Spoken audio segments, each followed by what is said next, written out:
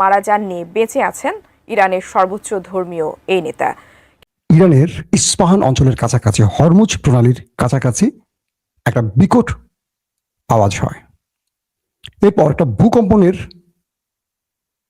ভূকম্পন সৃষ্টি হয় 4.3 মাত্রা, অর্থাৎ রিক্টার স্কেলে 4.3 মাত্রার এই ভূমিকম্পটি অনুভূত হয় ইরানে। পুরো পৃথিবীর গণমাধ্যমে আওয়াজ ওঠে, ইরান কি তবে মাটির নিচে পারমাণবিক পরীক্ষা চালালো? আন্তর্জাতিক গণমাধ্যমগুলো এটা নিয়ে গবেষণা শুরু করে দেয়, এটা নিয়ে স্পেশাল তারা তথ্য প্রচার করে। যখন সকাল থেকে ইরানের ভেতরে ইসরায়েল এবং আমেরিকার শেলিং বলবো নাকি, মিসাইল অ্যাটাক চলছে, যুদ্ধ বিমান গর্জে উঠছে, এর পরপরই ইরানের গুরুত্বপূর্ণ এই অঞ্চলটিতে হঠাৎ এই ভূকম্পন কেন, এটা নিয়ে অনেক আলোচনা হয়েছে আজকে সারাদিন। কিছু কিছু মাধ্যম বলছে যে ইরান পৃথিবীকে জানান দিতে চায় তারা পারমাণবিক পরীক্ষা চালিয়েছে। কিছু কিছু মাধ্যম বলছে যে না, এই অঞ্চলটি ভূমিকম্পন অঞ্চল, মানে ভূমিকম্পন প্রবণ অঞ্চল বলে এখানে হয়তো ভূমিকম্প দেখা দিয়েছে। আসলে কোনটা, এটা নিয়ে অনেক আলোচনা হয়েছে, বিস্তর আলোচনা হয়েছে, কিন্তু বিজ্ঞানীদের বক্তব্য হলো ভূমিকম্পের যে ধরন, এটার সাথে একটা পার্থক্য আছে। এটা মাটির 10 কিলোমিটার গভীরে পর্যন্ত এই কম্পনটা অনুভূত হয়েছে বা কম্পনটা সৃষ্টি হয়েছে। পাশাপাশি ইস্পাহান অঞ্চল হওয়ায়, কারণ এখানে ইরানের পারমাণবিক প্রকল্প বা ইউরেনিয়াম সমৃদ্ধকরণের একটা ব্যাপার মার্কিন গবেষণায় উঠে এসছে। বলা হচ্ছে ইরান তার পারমাণবিক সমৃদ্ধকরণ বা ইউরেনিয়াম সমৃদ্ধকরণের যে গোপন জায়গাটি, এটা এই অঞ্চলই বলে বিভিন্ন মার্কিন থিঙ্ক ট্যাঙ্করা জানিয়েছেন।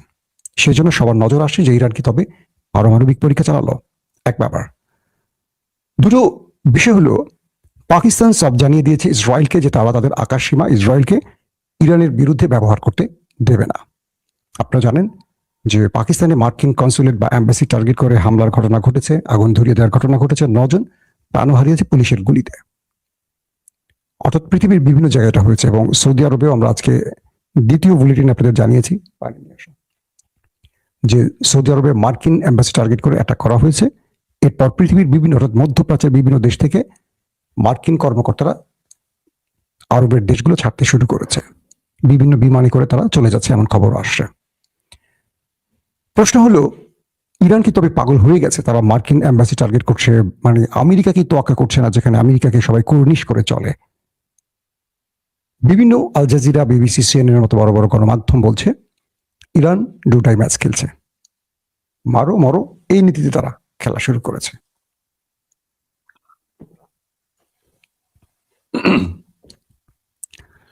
সর্বশেষ যে তথ্যগুলো পেলাম, সেই তথ্য বলছে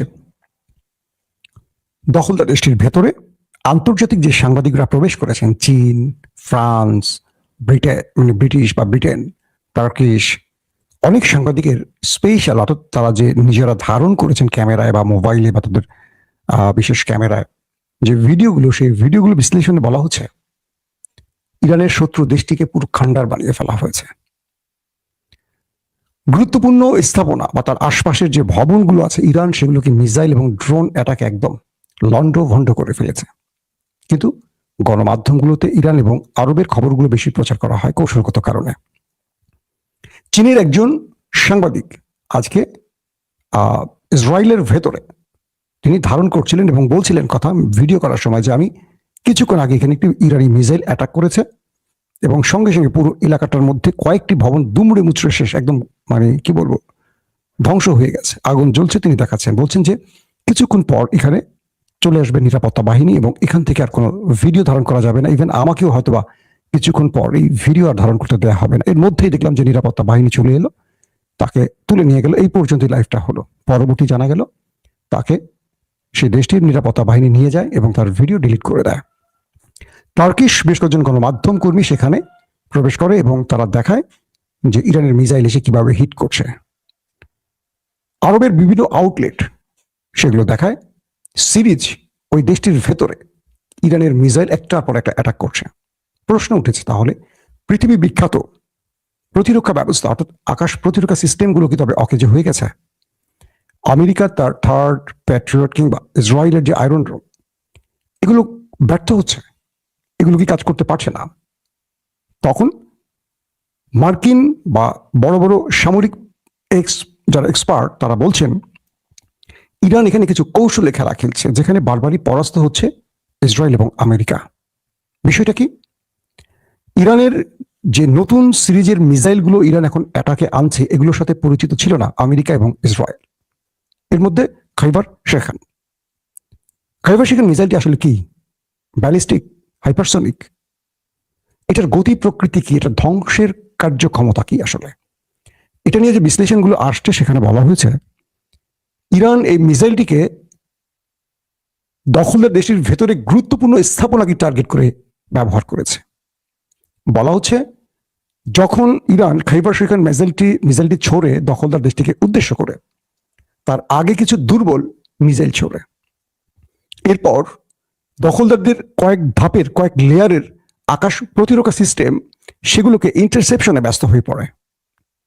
এরপর খাইবার শিখান এতটা স্পিড নিয়ে সেটা আকাশে ওঠে, অর্থাৎ এই মিসাইলটি ইরান যখন লঞ্চ করে এটা সোজা চলে যায় আকাশে, এবং আকাশে গিয়ে এটা শত্রুর যে জিপিএস টার্গেট থাকে, অর্থাৎ যে লোকেশন এটাকে সেট করে দেওয়া হয়, এটা নিচে যখন মুভ করে এতটা স্পিড নিয়ে মুভ করে যে পৃথিবীর কোনো আকাশ প্রতিরক্ষা সিস্টেম এটাকে ইন্টারসেপ্ট করতে পারে না সঠিকভাবে, এবং এটা মাঝ পথে তার স্পিডকে কন্ট্রোল করতে পারে।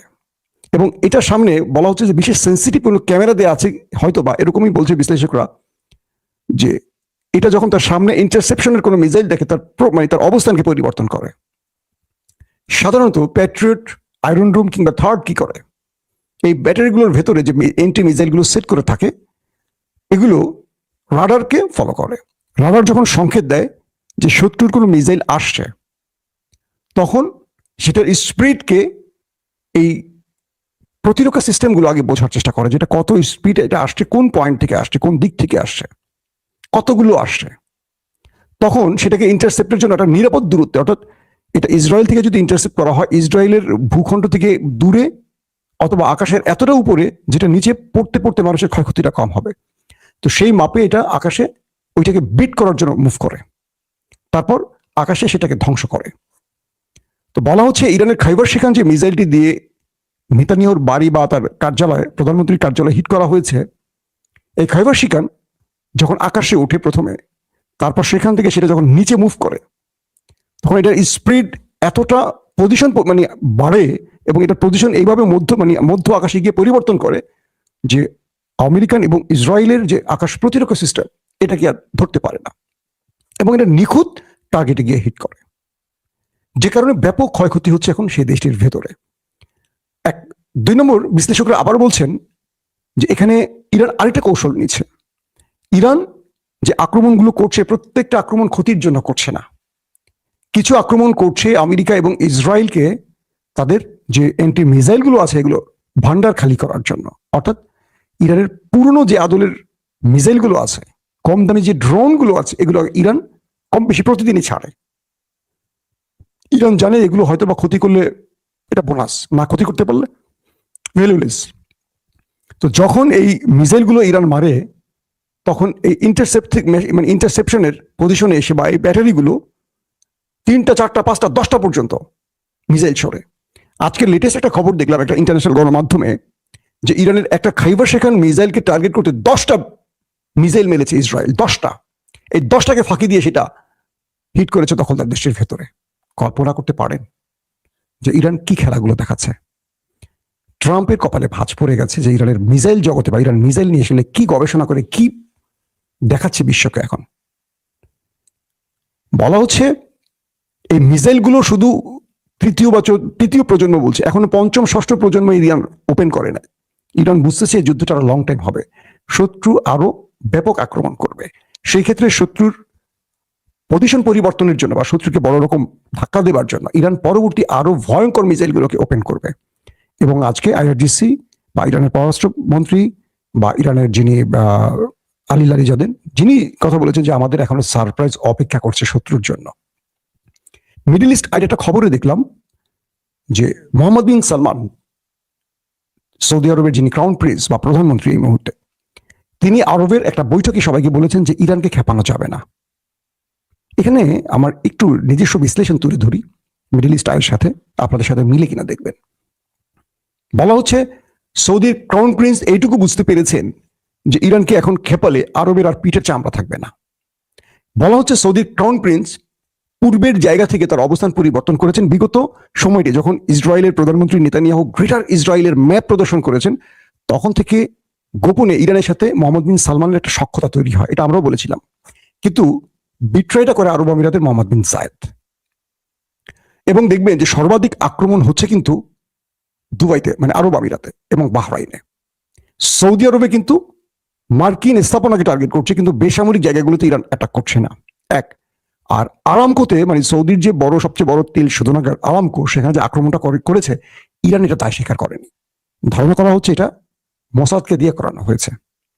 এবং কিছু আউটলেট বলছে আরব রাষ্ট্রের মধ্যে বড় রকম প্রাইভেট পজিশনে, মানে পাবলিক যেখানে, মানে আরবের জনগণ যেখানে থাকে আবাসন বা তাদের নিজস্ব আরবিয়ানদের যে স্থানগুলো, সেখানে বড় কোনো ম্যাচাকার করতে পারে মোসাদ, করে এটার দায় পুরো ইরানকে চাপিয়ে দিয়ে আরবকে খেপিয়ে তুলতে চায় ইরানের বিরুদ্ধে। তো এখানে ইরানও সতর্ক আছে, এবং ইরান কোন কোন আক্রমণ করছে কোনটা করছে না সেটা সঙ্গে সঙ্গে তারা প্রকাশ করছে। এখন আমরা সৌদি আরবে বড় ধ্বংস হলে খুশি হই, এটা যেন না হয় আমাদের মধ্যে। কারণ আপনারা দেখেছেন যে কুয়েতে 3টি মার্কিন F-15 যুদ্ধ বিমান ধ্বংসের পর পাইলটকে কিভাবে উত্তম মাধ্যম দিয়েছিল কাতারিরা। তার মানে ওরা আমাদের মতো, আমাদের সরকার হয়তো আমেরিকার বিরুদ্ধে ভয় কিছু বলতে পারে না, কারণ আমেরিকাতে সরকার বসায় ওঠায় নামায়, তাই তো। আমাদের সরকাররা বিরোধী দলে থাকলে অনেক বড় কথা বলেন, একদম সব ভারত আমেরিকার বিরুদ্ধে, নয় দিল্লি, নয় পিন্ডি, নয় সেই ক্ষমতায় বসে তার আগে দিল্লিকে সালাম করতে যায়, দিল্লির ইচ্ছা মতো চলে। এটি আমাদের দেশের এই পরিবার, মানে পরিবারতান্ত্রিক দলগুলো যারা পেছন থেকে ক্ষমতায় বসতে চায়। আমি জানি আগামীতে কি হবে। তো এখন বিষয়টা তৈরি হলো যে সৌদি আরব আর তার মিত্র আরব দেশগুলোকে বলছে যে কোনোভাবেই ইরানের বিরুদ্ধে আমাদের কিছু করা যাবে না, ওদেরকে উস্কে দেওয়া যাবে না। কেন যেন মনে হচ্ছে ইরান আরবের কিছু দেশের সাথে যোগ সাজস করে হিটগুলো করছে। কিরকম? কয়েকটা বিষয় খেয়াল করেন। মার্কিন সেনারা, মার্কিন গোয়েন্দারা, মোসাদ এজেন্টরা, মানে ইসরায়েলের সেনারা, ইসরায়েলের ব্যবসায়ীরা কখন কোথায় অবস্থান করছে, ইরান এত নিখুঁত তথ্য পাচ্ছে কোথায়? ইরানের ইন্টেলিজেন্স তো এত স্ট্রং না, তাই তো। মার্কিন সেনারা ঘাঁটি থেকে চলে গেছে একটা হোটেলে, কে কোন ফ্লোরে আছে এটা তো ইরান এত নিখুঁতভাবে জানার কথা না, তারা এখন যুদ্ধের মধ্যে আছে। ইরানের ইন্টেলিজেন্স তো মোসাদ বা সিআইএর মতো না। ঠিক সেই হোটেলগুলোতে গিয়ে ইরানের মিসাইলগুলো হিট করছে। তারা কোন রিসোর্টে গেছে, কোন ক্লাবে গেছে, সেই ক্লাবগুলোতে গিয়ে হিট করছে, কোন ভবনে আশ্রয় নিচ্ছে সেখানে হিট করছে। তো বলা হচ্ছে যে এখানে এই আজকের যুদ্ধের কত তৃতীয় না চতুর্থ দিন, আরব এখন পর্যন্ত রিটালিয়েট করেনি ইরানের বিরুদ্ধে, প্রতিবাদ করছে, কিন্তু তারা কোনো আক্রমণ চালায়নি ইরানের ভেতরে পাল্টা, কারণ তাদেরও সামরিক বাহিনী আছে, তাদেরও আমেরিকা থেকে কেনা অজস্র অস্ত্র আছে। এখানে কোনো একটা আন্ডারস্ট্যান্ডিং থাকতে পারে, এটা আমার নিজস্ব ধারণা। কারণ মিডল ইস্ট আই বলছে যে সৌদি আরবের ক্রাউন প্রিন্স মোহাম্মদ বিন সালমান বাকি মুসলিম দেশগুলোকে বলছে ইরানকে খেপানো যাবে না, কারণ তারা বুঝে গেছে যে আমেরিকা ইসরায়েলকে বাঁচাতেই ব্যস্ত আর নিজেকে বাঁচাতেই ব্যস্ত। তারা এই যে পেট্রো ডলার দিয়ে ট্রিলিয়ন ডলারগুলো নিয়েছে আরব দেশগুলো থেকে, বিনিময়ে তারা আরবকে কোনো রক্ষায় কাজ করে না, বরং তাদের প্রতিরক্ষা সিস্টেম বা এন্টি মিসাইলগুলো নিয়ে ইসরায়েলকে দিচ্ছে। এখন আমেরিকা এখন বলেন, সৌদি আরব বলেন, সৌদি আরবের ভেতরে মার্কিন দূতাবাসে পর্যন্ত ইরান হিট করেছে। তার মানে প্রতিরক্ষা ব্যবস্থা ভেঙে পড়েছে। মার্কিনীদের যে গর্ব আকাশ প্রতিরক্ষা নিয়ে, এই সিস্টেম এক প্রকার অকেজ হয়ে গেছে। ইরান এখন যেভাবে আক্রমণ করছে, আবার দেখেন ইসরায়েল আমেরিকা যখন ইরানে অ্যাটাক করছে তখনও সিস্টেম লস হচ্ছে, অর্থাৎ টেকনোলজির খেলাটা এখন খুবই স্ট্রংলি চলছে। ইলেকট্রনিক্স ওয়ারফেয়ার এখন কোন লেভেলে পৌঁছে গেছে কল্পনা করা যাচ্ছে না। আমেরিকা যাদেরকে নিয়ে গর্ব করছে যে আমার দেশে একটা পাখি ঢুকতে পারবে না, সেখানে ইরানের ড্রোন ঢুকে হিট করে চলে আসতেছে। তার মানে ইসরায়েলকে এখন ব্যতিব্যস্ত করছে, বা ইসরায়েলের ব্যাটারি খালি করছে, তাদের প্রতিরক্ষার সকল মিসাইল এন্টি মিসাইল গুলোকে, ইন্টারসেপ্টের সকল ব্যবস্থাকে আগে শেষ করতে চাচ্ছে ইরান। তারপর ইরান মূল খেলা শুরু করবে। শুধু প্রেসিডেন্ট নেতানিয়াহুর বাড়ি নয়, গোয়েন্দা প্রধানের বাড়ি, মোসাদ হেডকোয়ার্টার, বিমান বাহিনীর প্রধান, তাদের রসদ, যেখানে ইসরায়েলের রসদ রাখা হয়, গুরুত্বপূর্ণ জায়গাগুলোতে টার্গেট করে করে ইরান হিট করছে। ইরানকে এত রিয়েল টাইম ইন্টেলিজেন্স দিচ্ছে কারা? ইরানকে এত সোর্স দিচ্ছে কারা? কোথায় কে আছে? আজকেও ইরানের একজন হাই অফিসিয়াল বলছে, মিস্টার নেতানিয়াহু তুমি কোথায় আছো, কোথা থেকে যুদ্ধ নেতৃত্ব দিচ্ছে আমরা জানি, ওয়েট করো, আমাদের মিসাইল আসছে। তার মানে হলো যে নেপথ্যে ইরানের অনেক শত্রু বন্ধু হয়ে গেছে। সেটা আরবের কেউ হতে পারে। এখন পর্যন্ত ইরান তার যে লেভেলে ফাইট করছে, সেই লেভেলটিতে আমরা এটুকু বলতে পারি ইরান পেছনে ফিরতে চায় না।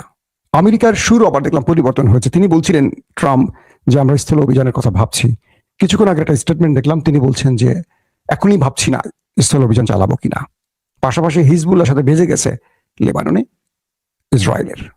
দুই পক্ষের মধ্যে ব্যাপক